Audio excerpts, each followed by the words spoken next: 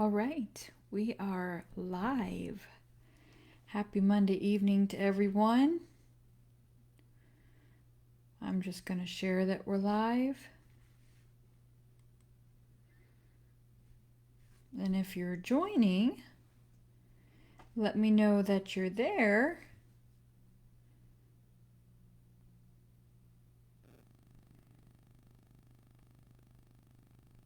I'm just sharing this on Facebook.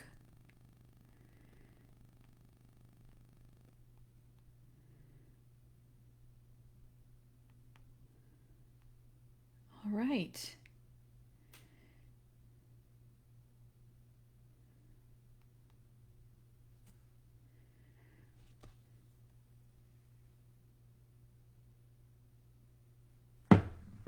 All right, so if you're out there and you're starting to join us, do me a favor and try to share this. I just shared it from my Facebook post. They actually get lots of traffic when you come on, if you actually choose to share it. And then people coming by your page see it.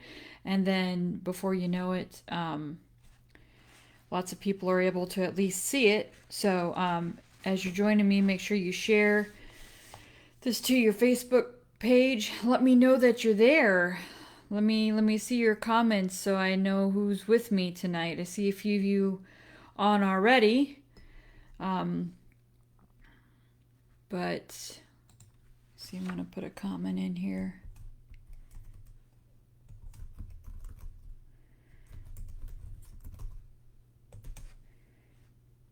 Everyone, okay.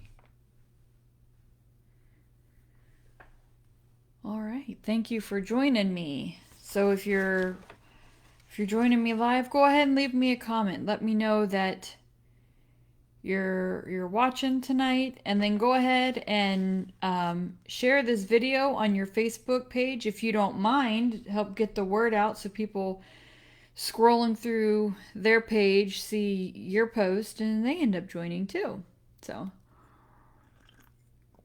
well, tonight I am sporting my West Virginia, my handcrafted pottery cup from Harpers Ferry, West Virginia, and inside my cup, I'll give another plug, another shout out tonight to I guess a local roaster, is that what they're called? Roasters. Um, his name is Steve Shepard, and he and his wife own a business called Shepherd's Blessings. They do teas and soaps, but Steve, and here it's hard to see. Shepherd's Blessings, keeping it as pure and natural as possible. Organic, fresh roasted coffee, and they roast it to your preference. So they are in West Virginia, Shepherdstown, West Virginia. They have a Facebook and Etsy page. They are called Shepherd's Blessing. They have all kinds of, I mean, I don't know that you can see the paper, but can you see the coffee beans that are, these are all like actually raised on the paper. So they handmade all their brochures. We came across this couple when we were in West Virginia on a few months ago, on our weekend getaway, and there was a fresh market set up. People from all over the community. Some people, I say fresh market, but they had handmade soaps, they had handmade furniture, all that kind of stuff. And this guy, his wife was selling soaps and teas, and he told us he actually roasts this right on his stove, and he does it for people, and he customizes their orders. So that is Shepherd's Blessings. They are on Facebook and Etsy. So if you're interested in checking them out, I would tell you what my brew or my roast is, but I don't know. The bag of beans got dumped out before I remembered to look at it. So anyway, so that's my plug for tonight, my West Virginia plug.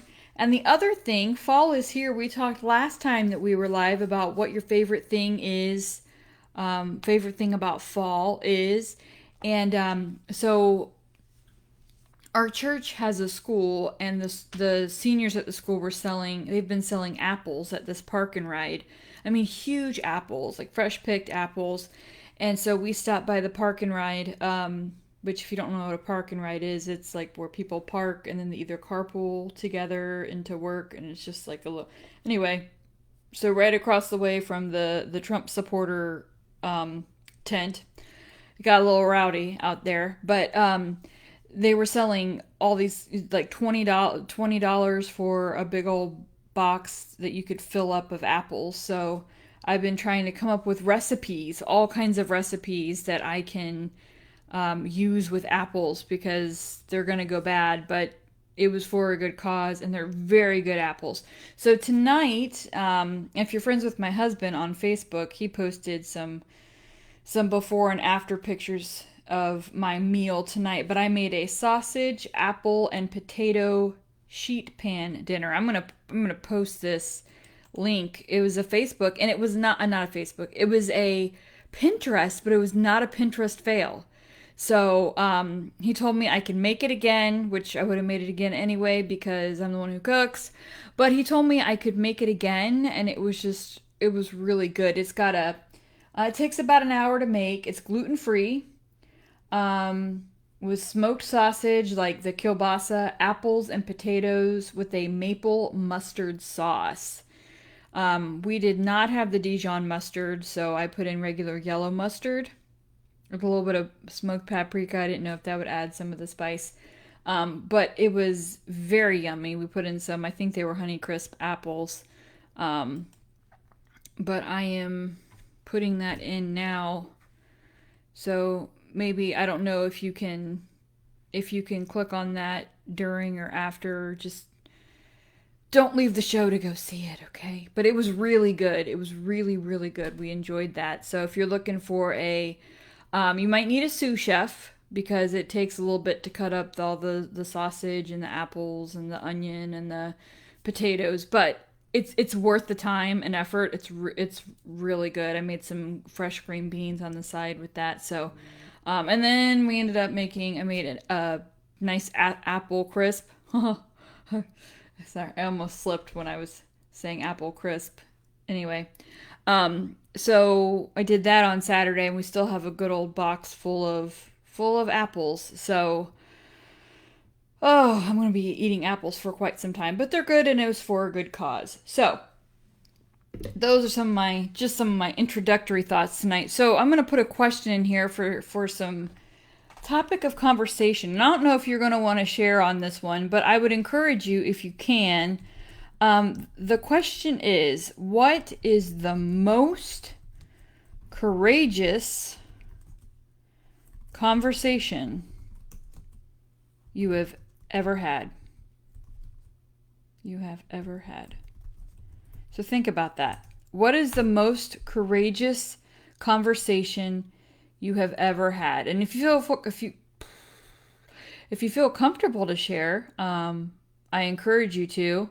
People tend to feed off of each other's courage when it comes to sharing. But what is the most courageous conversation you have ever had? And I was thinking about this because I wouldn't want to ask anything that I wouldn't be willing to answer myself. And it was kind of a difficult one for me because I've had to have a few very difficult conversations that required courage. I've had situations that were scary for me that required courage for me to have the conversation. I think probably I don't know that I would call it courageous though. I still struggle. Probably one of the hardest conversations I've had in a really long time was the conversation we had with the social workers of the boy that we were going to adopt. That was one that I just felt sick about. To make that, have that conversation to say, sorry, we can't do this. That was a tough one. I don't know that I'd call it courageous. It didn't feel very courageous. But I know it took courage to do. So that is one of the ones that I remember having. I was trying to think of some examples of courageous conversations that we have to have on everyday basis. So some of the ones I came up with, and maybe you can come up with more examples. Setting boundaries. Those are hard conversations to have with someone, to set boundaries, to say, okay, this is what we have to set boundaries. And that's difficult because a lot of times when we're trying to set boundaries, we don't want to offend someone. So we don't want to upset someone. So setting boundaries can be that difficult conversation, and but it's a very necessary conversation. Otherwise, someone gets taken advantage of if boundaries aren't set. Um, Other examples of hard everyday conversations, confronting a wrong that's been done. That's a difficult conversation to have, and a lot of times courageous and difficult go together when we're talking about doing this with conversations. Confronting hurt feelings. That's a difficult one. Not that we do that every day. Hopefully, you're not getting your feelings hurt every day. If you are, well, maybe, I don't know. But that's a difficult conversation to have. Um, Honest conversations. Those are difficult conversations to have, because there's a sense of vulnerability. Yes, vulnerability that comes with that, and we're kind of putting ourselves out there to be accepted or rejected. Yes, I'm sure that was a very difficult one, Karen. Having to tell your family and your children about your divorce. Very courageous thing to do when you don't know how people are going to respond. Thank you for sharing that. That took courage for you to share, so thank you very much. If you're out there and you have a comment you'd like to share, go ahead, add to this courage that we've already seen. So one of the reasons why this came about is this topic for me is I'm finding that nowadays, anytime we want to have conversations, especially if it's on social media, you have to have courage to do it. It seems like as soon as you put something out on social media, you're going to get jumped on either way. And there's always that risk that you run. And part of that with social media is that there's no sense of like responsibility when we put it out there. It's kind of like, I'm just going to fling it out there, and if people don't like it, they just keep scrolling. But trying to have conversation, it doesn't always happen through Facebook, can't always happen well through Facebook. But we're living in a time where times are very divisive right now. And no matter what side of things that you stand on, um, there is a need for humility, cultural humility. You know, I have my beliefs, and my beliefs are grounded on certain foundations, and you know, you may not have those same beliefs. But at the end of the day, we're both humans and we can respect one another even if we can't agree. Um I was last week I was making a video. I make videos for my great niece. She's doing homeschool. I think she's 3. Hopefully I have that right. 3, 4. And we're learning about our different feelings and emotions. So I make a video every week, and my mom shows it to her, and they do these social emotional learning lessons. And we were talking about love and how do we show love to people. We share, we give high fives. We even talked about kissing, but we only kiss, certain, like, moms and dads kiss, and like only certain special people. So, kind of putting that out there for her. But one of the big words was compromise. And I remember trying to explain that, trying to think in 3-year-old terms. How can I explain the word compromise? Because that's a big word, a big thing that most adults don't even understand. And I was trying to explain it as compromises. We don't necessarily agree, but because I love you, I'm going to reach an agreement with you. So whether that means, um, what the explanation I gave to her is, hey, I want to go to the park and you want to color. So what do? Oh, we have a conversation. We both want to do different things, but what if we spend 10 minutes coloring and then we spend 10 minutes at the park? We agree on that. We reach a compromise. I may not necessarily want to color. I want to go to the park, but if I want to do it with you because I love you, then I'm going to reach a compromise, right? And so I'm looking at our dealings with people, my dealings with people, and I was reading in class. I was reading an article. Um, it's actually about group counseling, but it's called 10 Strategies to Intentionally Using Group Work to Transform Hate, Facilitate Courageous Conversations, and Enhance Community Building. That's a big long one here, so I'll hold it up here so you can see. Not that you'll want to go find the article and read it, but I am adapting some of these things from this article because, which is where the topic of tonight's came from, the lean in and keep going. So what does that mean? Well, I thought some of these things, even though it's for group counseling, some of these things can relate to our own personal lives and how we interact with people. A lot of times we just avoid difficult conversations. We avoid courageous conversations because we don't want to offend. We don't want to hurt someone's feelings. We don't want to be called out on stuff that we're doing. That is sometimes the case as well. And so but courageous conversations are needed. And there's no one who's perfect, so we all have things to work on. So you don't have to be perfect to have a courageous conversation. It requires being humble and being human and being empathetic. And those are some things we're going to talk about. So some of these strategies I took from this article, there were 10, but I didn't use all 10 because I thought not all of these work well for interpersonal, like on a regular basis. So some strategies to facilitate courageous conversations. So the first one, acknowledge that there may be cultural differences at play or even struggles for power. When we're trying to have a courageous conversation, it takes forethought.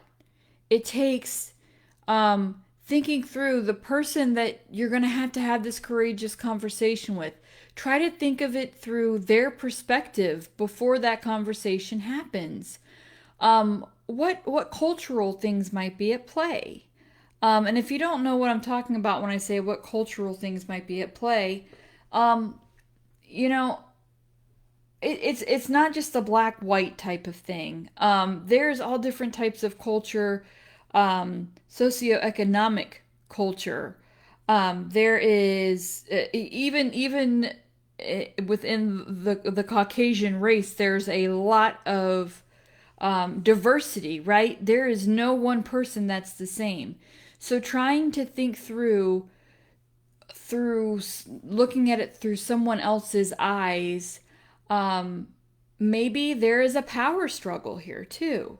If I have to have this conversation with someone that's going to be difficult, whether it's, a relationship issue, whether it's setting boundaries, a lot of times people become defensive when there is a fear of being defenseless.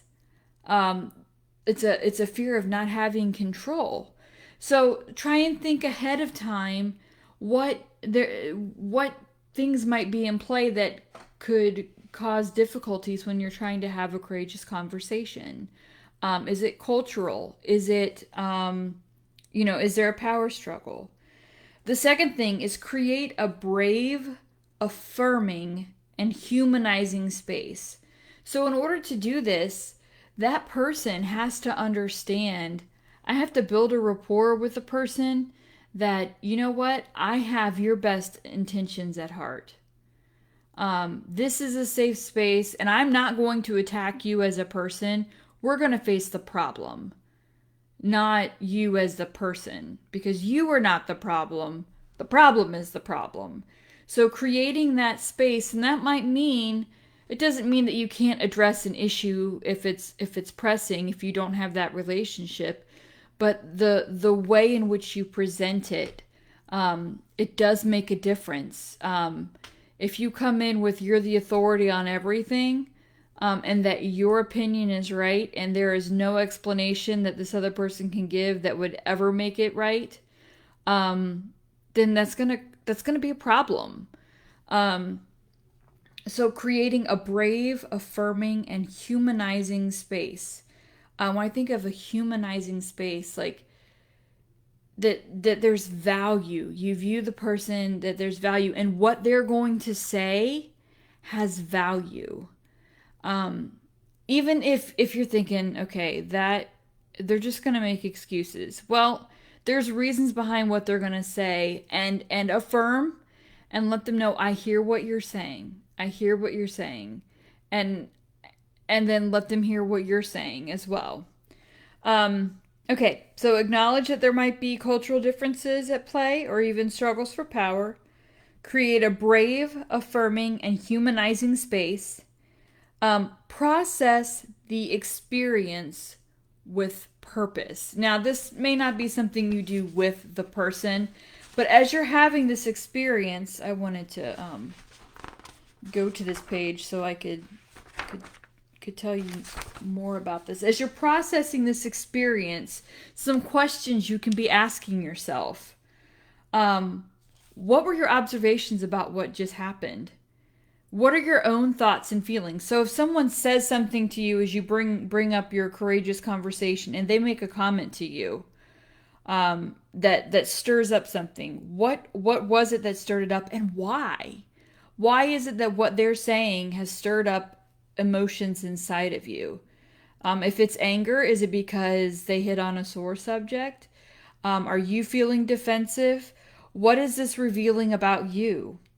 And as they're, maybe if they're showing anger and you're experiencing anger, there's some similarities there. Can we find some unity in that? Listen, we're both angry. Can we be united in what we're angry about? Let's be angry about the problem so that we can have a solution. How will this impact how we work together moving forward? How is this conversation that we're going to have right now going to impact how we can work together in the future? It might change how we present what we're trying to say. And what, if anything, do you want to do differently as a result of what's happening? If you have a conversation, you have a confrontation, maybe it's not pleasant, or maybe you made a comment in the confrontation that blew up. How do you want to handle this differently? One thing you're not going to find in group counseling, one thing I would say is if you realize that you blew it, even in the moment, take a step back and say, whoa, I'm sorry. I just blew it. Please, that was out of line. I shouldn't have said that. And that can go a long way. The fourth one, humility. Humility is what brings about empathy. Humility is really at the foundation of everything. It makes your message more receivable. And I'm not talking about this fake humility of, oh, like, you know what I'm talking about. You could tell when people aren't being genuine. And I'm telling you what, what is it? Condescending. We don't need condescending tones. We need true, genuine empathy that says, I see you, and I see you where you are, and we're going to tackle the problem. I'm not going to tackle you. Okay? That's all I want to say on that. But maintaining an open mind and open heart, and that's the biggest thing. We right now are living in a society where there's an argument that people have open minds, but the ones arguing to have an open mind don't have an open mind about the other side of things. Truly having an open mind is being able to see both sides of something and saying, well, you know what? I may not agree, but I'm going to show respect. I'm going to give the respect that humans are worthy of as being created in God's image. And that's what he's called me to do. He's called me to love people, but he's also called me to speak the truth in love and in humility. And really, that's the only way that message is going to get across. And it might still hurt. It will still sting, because hard conversations hurt and hard conversations sting. But if I can see that you're coming to me and that, man, like, you're grieved that you even have to talk to me about something that I've done to upset you. Um, yeah, I may be defensive at first, but you know what? Let's tackle the problem together. And I see you're not coming at me with accusations. You're coming at me with how I have impacted you, even if I didn't perceive how I impacted you. Um, the fifth one, unity building. How do we move forward? Okay, so we've had this confrontation. We've had this courageous, hard conversation. How do we move forward? Do we just cut off all ties because we can't agree? So we cut off all ties. Well, I tell you what, diversity is really a beautiful thing. Could you imagine if we all agreed on everything? Um, you know, that wouldn't be a good thing if we all agreed on everything. There'd be no iron sharpening iron. There would be no call to be better. Um, Maybe then we wouldn't I mean, we would still have to be better, but there would be no call to be better. I thought I had a statement there that I was trying to show. Oh, that's coming up. Okay. So, I apologize. Unity building. How do we move forward? So being problem solution oriented with the person. So we're having this conversation. I'm having a courageous conversation with you. We've talked about something. I've confronted you, and you might have confronted me in the same conversation. I said this that bothered you. Well, when you said that in this way, that bothered me. Okay, let's deal with this. And how do we move forward? Because the whole purpose is that we're leaving our relationship better than how it started. That's the whole purpose of this, having courageous conversations with one another. And there may be times when we can't leave it better than how it started. I can't control how you're going to respond to what I have to say, but I can certainly control how I present it and with what spirit I bring it to you in. And the last one, lean in and keep going. That was the title of this week's live stream. We always call it a podcast, but it's not really a podcast. Lean in and keep going. What does that mean?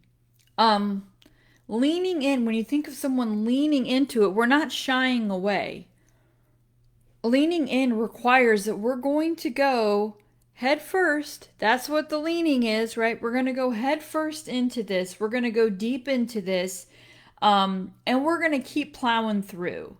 We're going to do that until we get through. We're going to plow through this hard conversation, and we're going to come out of it, and we're going to have a better understanding of each other. And we're going to have this problem hopefully resolved. And like interpersonally, but through having a courageous conversation, we're gonna address some difficult things, and it's gonna be okay. So this is where the quote came in, that leaning into a conflict, discomfort, and vulnerability.